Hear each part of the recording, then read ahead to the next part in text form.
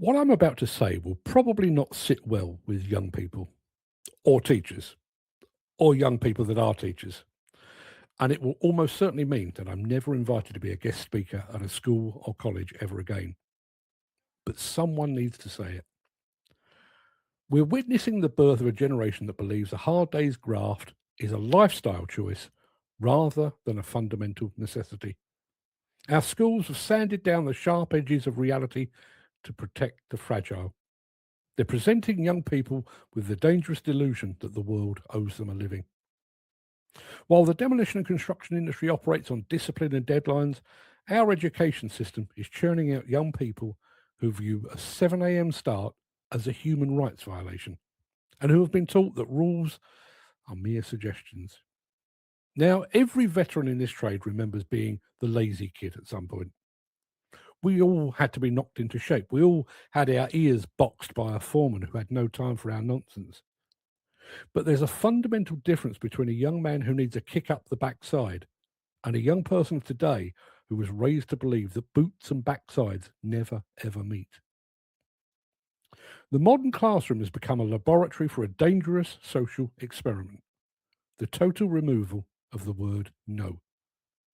In an era where behavioural management has replaced genuine discipline, we're raising a cohort of young people who view authority as a negotiation or an imposition.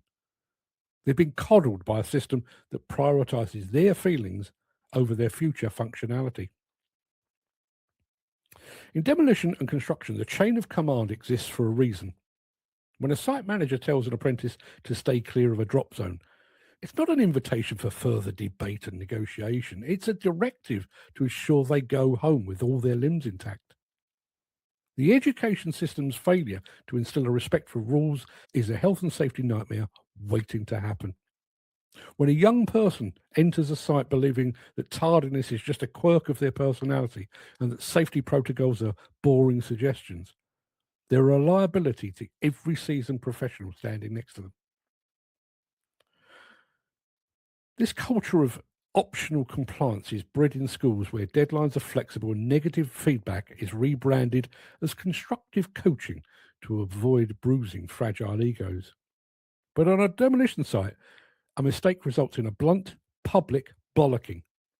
Schools have spent years convincing students they're all special, but the construction industry only cares if you're useful. By removing that sting of failure and the weight of genuine consequence, educators have sent these young people out into the world without the thick skin required to survive a dressing down or the grit to finish a shift when it's pissing with rain. Added to that lack of grit is this digital plague of main character syndrome. For a generation raised on a diet of curated perfection and overnight sensations, the concept of a 40-year career feels like a life sentence rather than a badge of honour.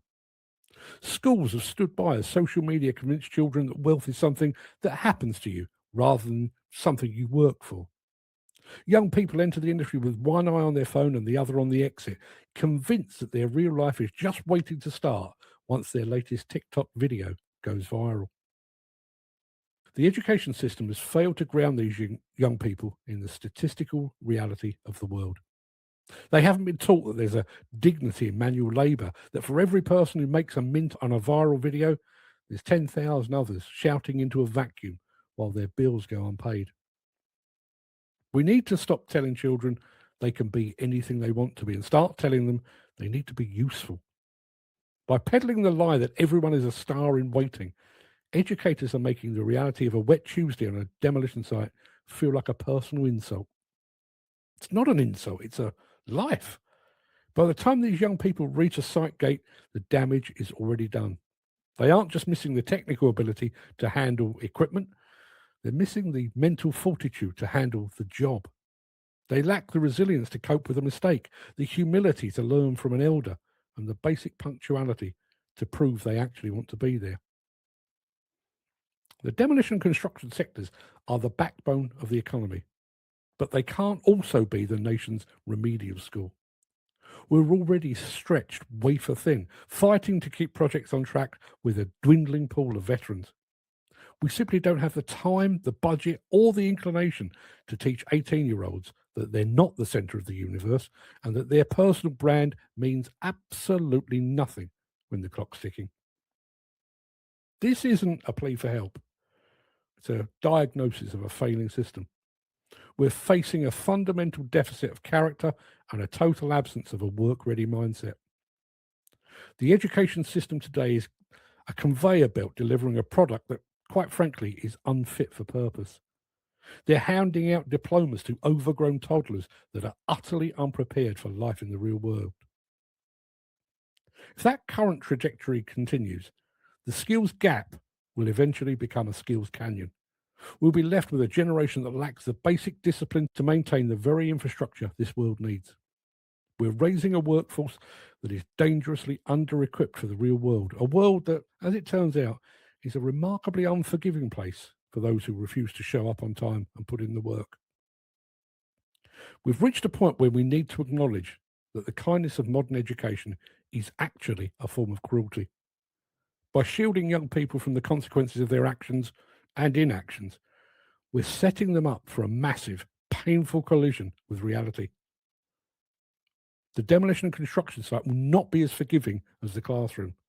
The foreman won't use a supportive tone. The client won't pay an invoice because the team tried their best. We're watching the skill shortage deepen, not just because there's no jobs, but because there's fewer and fewer people with the stomach to actually do them.